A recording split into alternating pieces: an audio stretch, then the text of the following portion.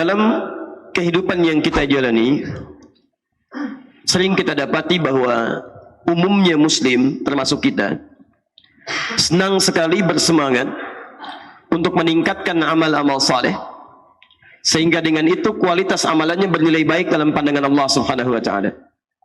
Maka tidak sedikit di antara mereka yang bahkan berlomba dengan saudara-saudaranya meningkatkan kebaikan. Dalam bahasa Quran, surah kedua Al-Baqarah ayat 148, posisi paling kanan sebelah atas, dikenal dengan fastabiqul khairat istilahnya. Walikulli wijhatun huwa muwalliha fastabiqul khairat. Dan setiap orang barangkali punya orientasi, kecenderungan untuk beramal pada hal tertentu yang beda dengan yang lainnya. Jadi ada yang senang meningkatkan tahajud, ada yang senang dengan puasa sunnah, ada yang senang dengan sedekah. Itu fitrah. Ya, barangkali Anda tidak harus menemukan semua orang cenderung pada amalan yang sama. Coba lihat kecenderungan Anda ada di mana. Silahkan cek. Anda pasti akan temukan bahwa Anda cenderung beramal konsisten pada amalan-amalan tertentu. Ya, ada di antaranya sekian kecil yang mungkin mengumpulkan amalan-amalan ini dan dijaga dengan istiqamah. Tapi yang paling penting dalam ayat ini, fastabiqul khairat. Ya, Allah sampaikan silahkan berlomba untuk meningkatkan kebaikan. Maka Masya Allah, ada yang berlomba meningkatkan tahajud. Bahkan sekarang gerakannya ada di masjid ini tahajud, masjid sana tahajud. Ada yang berlomba meningkatkan puasa sunnah, dibuat status, disampaikan pada saudaranya. Ada yang berlomba meningkatkan hafalan Quran, masing-masing mencoba untuk meningkatkan amal saleh. Tapi dalam proses berjalannya meningkatkan amal saleh ini, kadang-kadang, maaf, sebagian dari kita lupa untuk mengkaji satu persoalan yang tidak disadari bahkan seketika bisa menggugurkan amal-amal soleh yang telah lelah ditenun ini. Saya ulang, sebagian dari kita lupa ada persoalan-persoalan serius yang bahkan jarang disadari. Ketika amalan ini dikerjakan, pada saat yang bersamaan bahkan dia bisa menghancurkan amalan yang telah lelah kita tenun. Ada orang tahajud, mulai merencanakan, bangun malam, tahajud sekian rakaat, bergelut dengan rasa lelah. Tiba-tiba dalam pandangan Allah nggak ada nilainya. Masya Allah. Yang paling fatal, ada orang-orang yang coba meningkatkan amal saleh. Dia puasa, dia kemudian sholat, dia kemudian juga bayar zakat, dia membaca Al-Quran, tapi Masya Allah, dia melakukan perbuatan yang bukan hanya menggugurkan amalannya, bahkan menghadirkan ancaman Allah, yang menghadirkan siksa kuburnya, menghabiskan amalannya, plus dijamin masuk neraka tanpa pernah keluar darinya. Nanti kita akan turunkan. Ya. Saya beri contoh misalnya, Quran surah ketiga, Ali Imran, ayat 22, posisi paling kiri sebelah bawah. Ulaika alladzina habitat a'maluhum fid dunya wal akhirah. Ada orang-orang yang hancur, habitat a'maluhum. Ya, habita itu kalau antum misalnya beli kayu bakar, ya, hatab, kayu bakar, hatab, bismillah.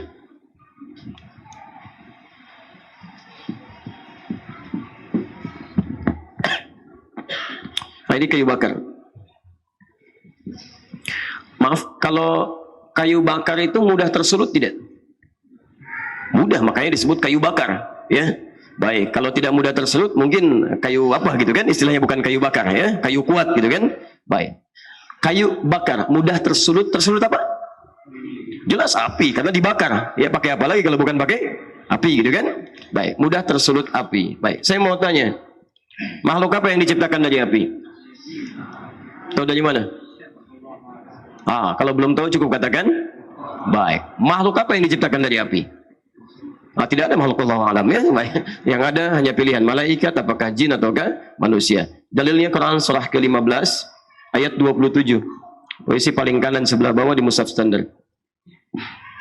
Wal jannu khalaqnahu min qablu min naris samum. Jin kami ciptakan, hati-hati, sebelum manusia diciptakan dari bahan api yang menyambar-nyambar. Baik, bukan cuma api biasa, nyambar-nyambar.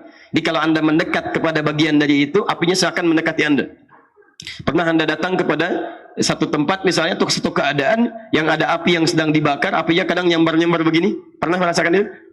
Tayyib. Jin.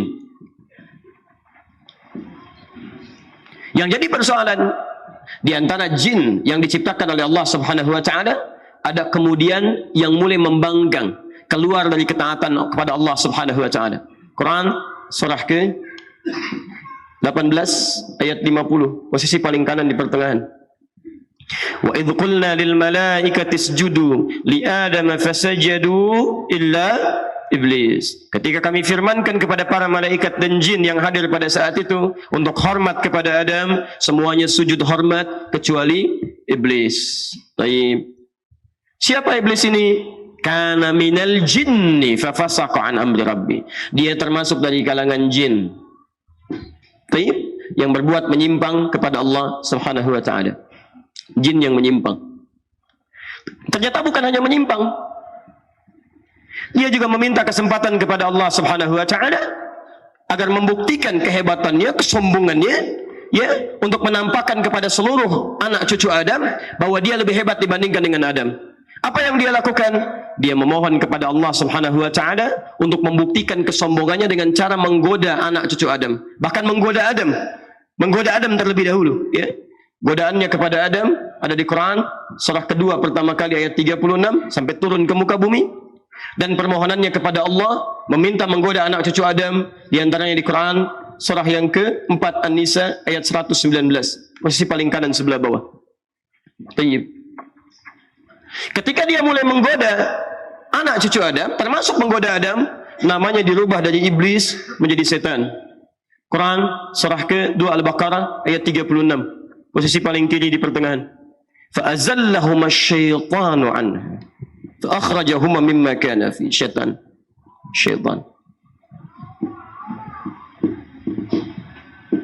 Bentuknya disebutkan 70 kali dalam Al-Quran. Bentuk jamaknya 18 kali dalam Al-Quran. Syayatin. Jumlahnya 88 kali disebutkan di Quran. Fokus. Lihat kalimatnya. Allah menyampaikan di Quran surah ketiga Ali Imran ayat ke-22, posisi paling kiri sebelah bawah. Ada orang-orang dan bentuknya jamak. Ulaika, mereka. Kalau mereka satu atau dua? Banyak. Artinya tidak sedikit di antara manusia. Dan bukan manusia biasa. Ya, karena kalau habis amalnya itu menunjukkan dia pernah beramal sebelumnya. Ya, kalau tidak pernah beramal nggak akan disebutkan oleh Quran. Langsung seketika habis saja. Artinya, kalangan yang disebut dengan ulaika ini adalah bukan manusia biasa, tapi orang yang telah menyatakan beriman kepada Allah Subhanahu wa taala. Ada orang-orang yang telah menyatakan dirinya beriman kepada Allah, statusnya muslim, tapi disebut dengan habitat a'maluhum. Habitat ha ba ta. Kalau dibalikan kalimatnya dengan akar kata yang sama, Anda akan temukan dengan kalimat yang sama. Setiap kalimat yang dimulai dengan ha ba ta atau ditukar dengan ha ta kemudian ba, ini menunjukkan pada sesuatu makna yang sama. Lihat kalimatnya, nanti saya turunkan pelan-pelan. Sebentar. Ada orang yang hancur, habis amalannya, habis. Kenapa habisnya menggunakan kata habitat? Padahal Allah bisa menggunakan kata yang lain. Bisa menggunakan kata khalasat. Ulaika khalasat, seketika habis. Hilang. Ulaika dhahabat, seketika pergi amalannya, meninggalkan dia. Kenapa menggunakan kata habitat? Karena kata ha, ba, ta dalam bahasa Arab menunjukkan sebuah makna, sesuatu yang hilang pelan-pelan, tidak dirasakan, ujung-ujungnya hilang jadi debu begitu saja. Seperti persis akar katanya dikembalikan ke sini kalau ditukar.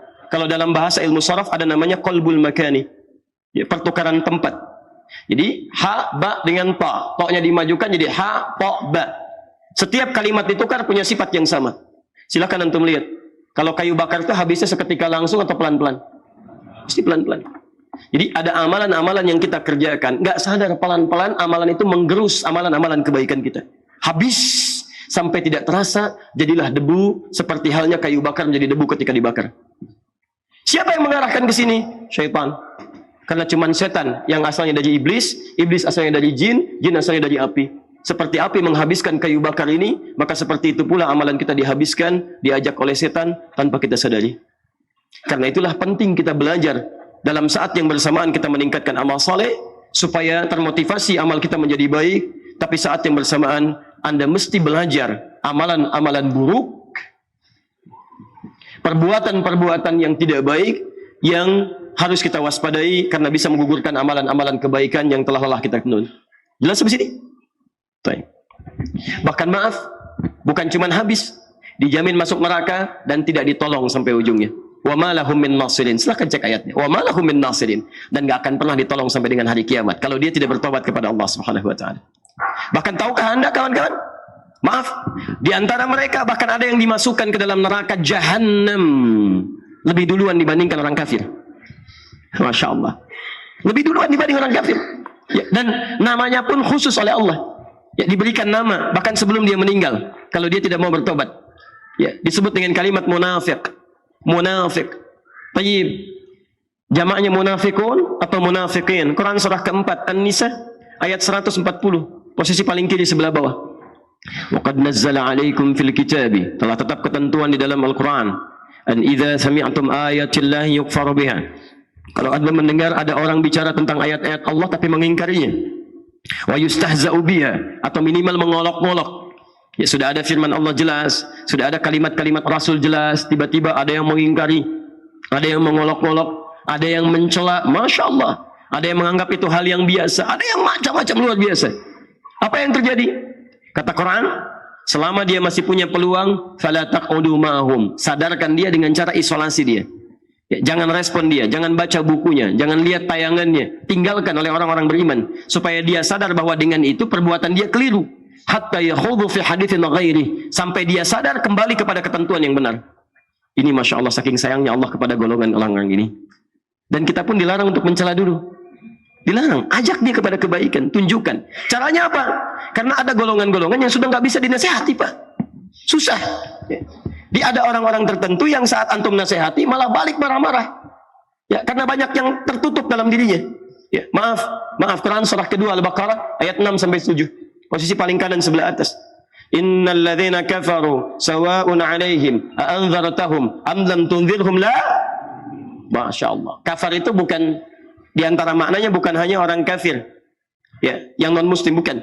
Tapi juga menunjuk kepada orang-orang yang mengaku muslim tapi perbuatannya banyak menyimpang seperti orang kafir.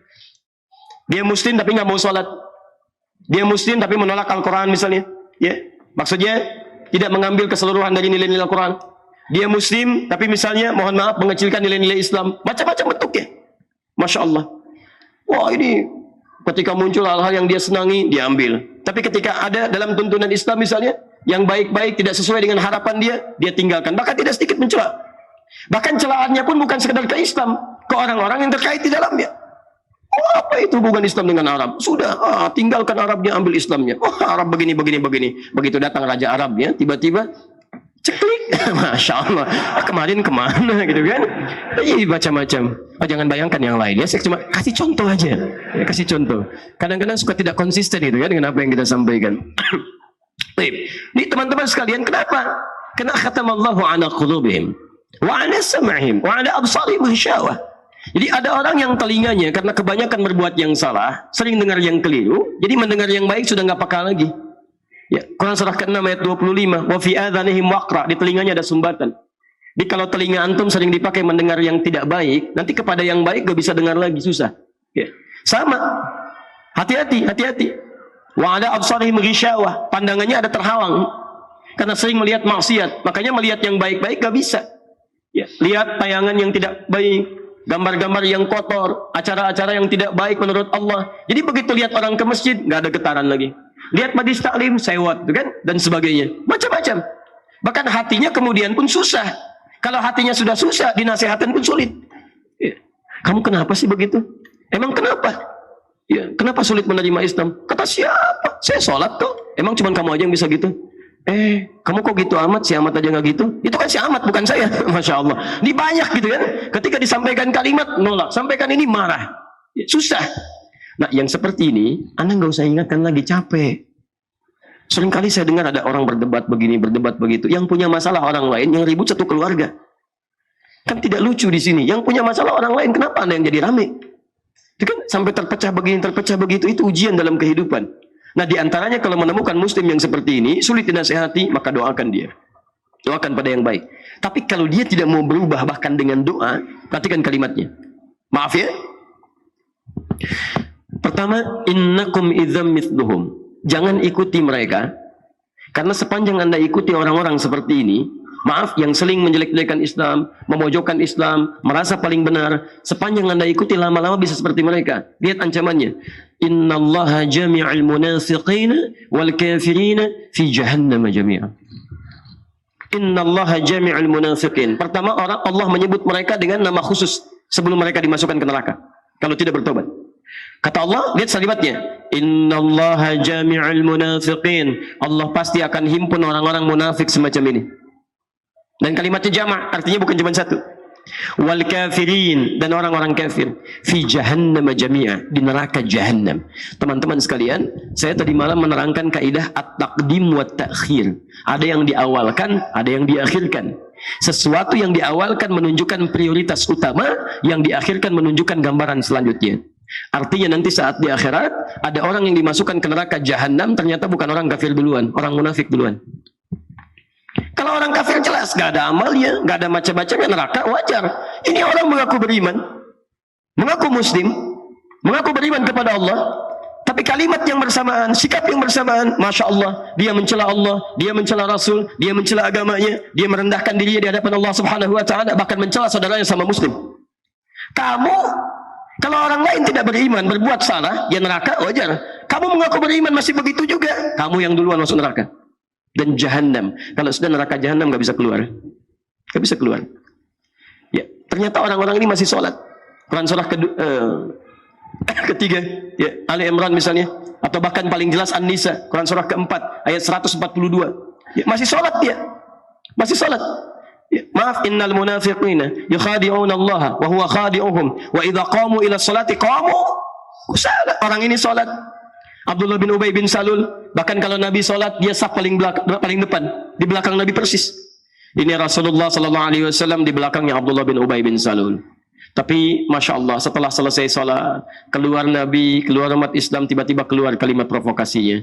Muhammad cuma cari perhatian saja, ingin mecah belah kita yang tadinya sudah punya suku. Terus keluar kalimat, tidak sadar bahwa kalimatnya menggugurkan amalan-amalan yang barusan dia kerjakan.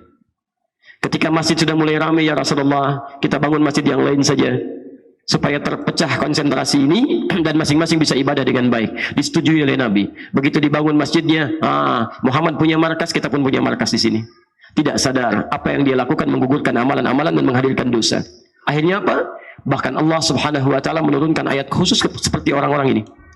Allah Subhanahu Wa Taala menurunkan ayat khusus mengecam orang-orang seperti ini. Quran surah 9 ayat 84. Masya Allah. Bahkan jangan solatkan, jangan berdiri di depan kuburnya. La tusalli ala ahadim minhum mata abada wa la taqum ala qabri. Kalau Anda menemukan orang-orang yang menentang Islam, melecehkan Islam, menolak Al-Quran, merendahkan martabat orang muslim dan tidak bertobat sampai akhir hidupnya, dan Anda mengetahui itu, kata Allah, jangan salatkan dia. Jangan berdiri di atas kuburnya. Masya Allah, sudah dunianya tercela, tidak disolatkan, tidak didoakan, masuk ke alam kubur disiksa, dan neraka jahanam tidak keluar. Padahal dia mengaku muslim dan salat. Jadi teman-teman sekalian, kita penting belajar, ada perbuatan-perbuatan yang dianggap besar. Saya ulang, dianggap besar resikonya dalam syariat Islam. Sesuatu yang besar, dalam bahasa Arab disebut dengan kabir namanya. Kabir.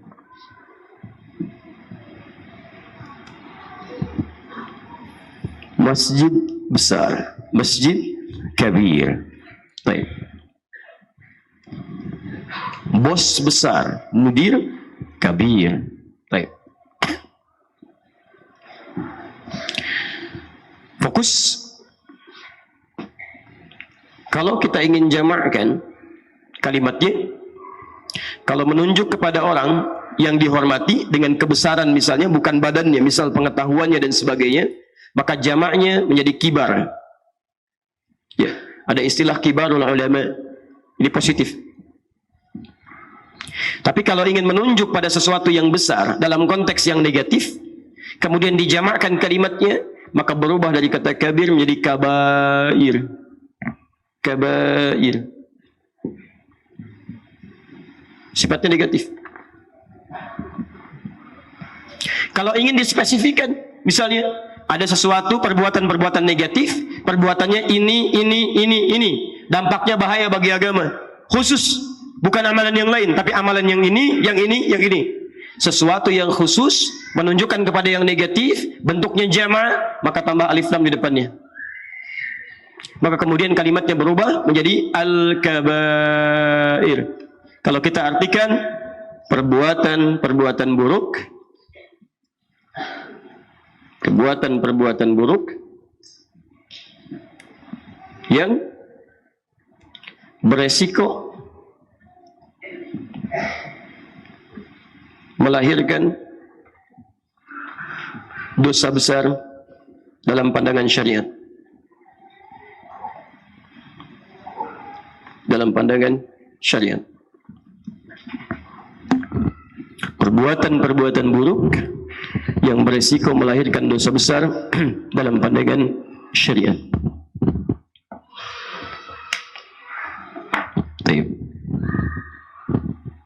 Apa saja di antaranya? Halo? Kalau dalam lamaran ada kalimat begini di usul fikih. As-sukutu alamatun na'am. Diam itu tanda setuju. Baik. Kalau orang Sunda bilang as-sukutu alamatu katanya. Baik. Baik. Jadi ketika Anda datang melamar, perempuannya diam saja, itu artinya setuju. Baik ya, dalam bahasa fikih. Makanya ibu kalau tidak setuju jangan diam. Ya Masya Allah, apakah Adinda setuju? Padahal di hatinya, saya enggak. Nah, ungkapkan, tidak, gitu kan? Nah, diamnya dianggap setuju. Tapi dalam hal menuntut ilmu, diam menandakan adamul ilmi. Tandanya belum tahu. Apa saja di antara dosa besar itu? Nah, tandanya kebanyakan kita belum tahu apa itu dosa-dosa besar. Baik, nggak usah ngarang, kita nanti lihat itu kan? Baik. Nah, dari sini teman-teman sekalian, berapa usia antum? Rata-rata kalau dilihat 30-40 tahun yang hadir saat ini, umumnya, walau tidak semuanya. Antum telah menjalani kehidupan puluhan tahun. Jangan-jangan tidak sadar telah melakukan perbuatan ini yang belum diistighfari. Selama Anda tidak pernah bertobat dengan perbuatan ini, itu akan selalu menguntit nilai-nilai amalan Anda, bahkan bisa menggugurkannya. Itu yang berbahaya. Karena itu penting kita hadirkan, kita coba pelajari, dan insya Allah dengan belajar materi ini, bukan hanya kita terhindar dari dosa besar. Orang yang menghindarkan diri dari dosa-dosa besar akan dijamin oleh Allah dijaga dari dosa-dosa kecil. Saya ulang, orang yang berusaha menghindarkan diri dari dosa besar, maka akan dijaga oleh Allah dari dosa-dosa kecil. Jadi kalau yang kecil saja sudah tidak bisa dilakukan, maka bagaimana dengan yang besar? Quran surah keempat An-Nisa ayat 31. Quran surah keempat ayat 31. Posisi paling kanan dari atas agak sedikit ke tengah. Tajtanibu kabaira. Jika kalian bisa menjauhi kabair. Perhatikan bagaimana Quran mengungkapkan kalimatnya, bukan kibar, tapi kabair. Ya. Quran surah keempat ayat 31. In tajtanibu, jika Anda bisa menjauhi, in menggunakan in kalimatnya. Tajtanibu. Awas teman-teman, hati-hati. Ya, awas hati-hati. Ada yang menggunakan idza, ada yang menggunakan in. Itu beda. Sama-sama huruf syarat, menunjukkan kepada syarat. Tapi kalau menggunakan kata idza, ini menunjukkan sesuatu yang lebih cepat, mudah dilakukan, dan sifatnya pasti. Ya, sifatnya pasti. Baik. Misal, kita gunakan idza misalnya. Idza jaa nasrullah wal fath. Jika telah datang pertolongan Allah Subhanahu wa taala dan kemenangan yang akan diraih orang-orang Islam. Sifatnya pasti. Allah yang akan berikan, mudah untuk diraih dan cepat waktunya. Di begitu orang-orang Islam dulu mendambakan kemenangan, bisa kembali ke Mekah untuk ibadah, Allah turunkan ayat ini menggunakan kata idza. Ini artinya sesuatu itu bisa mudah didapatkan, kemudian datang pertolongan Allah untuk mewujudkannya. Sifatnya cepat. Jelas sampai sini? Tapi kalau menggunakan in, ini menunjukkan tidak mudah untuk melakukannya. Saya ulang, tidak mudah untuk melakukannya. Dan seringkali orang terjebak, ke dalamnya, sulit untuk menghindarinya. Ya, jelas sampai sini? Artinya apa? Ketika Allah memulai ayat ini dengan kalimat in, kemudian disandingkan dengan kata tajtanibu, jauhi. Lalu setelah itu apa yang dijauhi? Kabair. In tajtanibu kabair. Ini menunjukkan ada perbuatan-perbuatan kabair yang tidak mudah untuk dihindari dan seringkali orang terjebak di dalamnya. Tapi kita mesti berusaha untuk menghindarinya. Jelas? Ma tunhauna anhu, apa yang telah dilarang oleh Allah Subhanahu wa taala dari mengerjakannya, Masya Allah. Yukaffiru ankum sayyi'atikum. Allah akan berkenan, Masya Allah, menggugurkan, menghapuskan dosa-dosa kecil yang mungkin ia kerjakan. Kalimatnya menggunakan yukaffir, ya. Kaffara, menghapus, ya. Kalau menghapus itu, mohon maaf, ketika Anda hapus, semuanya terhapus atau pelan-pelan? Pasti pelan-pelan, ya. Mustahil ada orang menghapus misalnya sekali gerak, habis semua, ya. Pasti sisi yang ini hapus dulu, ini hapus dulu, ini hapus dulu. Ini ingin menunjukkan isyarat bahwa dalam kehidupan kita pun kadang-kadang kita tidak sadar dengan dosa-dosa kecil. Keluar dari sini, begitu lewat, mata salah lihat, kan? Begitu keluar harusnya dilihat yang baik-baik, yang kelihatan orang olahraga. Ada perempuan lewat, auratnya terbuka, gitu kan? Lewat, nggak sengaja Anda lihat misalnya. Ya, taib, itu salah. Karena yang boleh dilihat hanya yang baik-baik. Quran surah 24 ayat 30 untuk laki-laki, 31 untuk perempuan. Wa qul lil mu'minina yaghuddu min absarihim. Katakan pada pria-pria beriman kalau melihat yang tidak baik cepat palingkan. Berapa cepat Anda bisa memalingkan itu? Kan? Makanya ketika pernah terjadi di zaman Nabi, terlihat sesuatu yang tidak baik, Nabi palingkan wajahnya, cukup. Yang pertama itu tidak sengaja, selanjutnya setan. Baik, jangan menafsirkan berlebihan. Berarti yang pertama itu ukurannya berkedip. Masa panjang saya tidak berkedip boleh misalnya kan? Nah itu bermasalah di situ. Ya. Bahkan di handphone, berapa kali Anda lihat handphone dalam sehari? Berapa kali muncul tayangan yang tidak baik? Mata sudah salah, telinga sudah keliru. Nah, orang-orang yang terbiasa menghindari dosa-dosa besar, maka setiap dia melakukan kesalahan-kesalahan kecil ini, maka Masya Allah, dia akan tergerak untuk mendapatkan ampunan Allah Subhanahu wa ta'ala. Di antaranya dalam bentuk penjagaan melakukan dosa-dosa kecil. Begitu hadir misalnya, maaf ya, Anda datang, lihat handphone, muncul gambar yang tidak baik, Allah akan cepat palingkan. Anda datang ke tempat yang di situ misalnya ada kalimat yang tidak baik, ada orang sedang gibah, ada tayangan yang tidak baik, Anda cepat akan tinggalkan. Itu di antara bentuk penjagaan Allah Subhanahu wa ta'ala. Kalau ada orang-orang senang meninggalkan dosa besar, maka dosa kecilnya akan dijaga oleh Allah untuk tidak dilakukan. Silakan antum cek. Semakin Anda meningkatkan takwa kepada Allah, pasti ini akan terjadi. Anda nggak akan senang dengan yang tidak baik. Lihat yang tidak bagus, Anda palingkan. Dengar yang tidak baik, Anda hindari dan sebagainya. Kalau Anda sudah bisa mendapatkan yang seperti itu tandanya iman Anda sedang dalam level yang cukup baik. Tapi kalau yang pada yang kecil saja Anda anggap terbiasa, itu tandanya ada sesuatu yang harus diperbaiki. Cek pulang ke rumah, lihat ada di mana tempat kita. Paham sampai sini?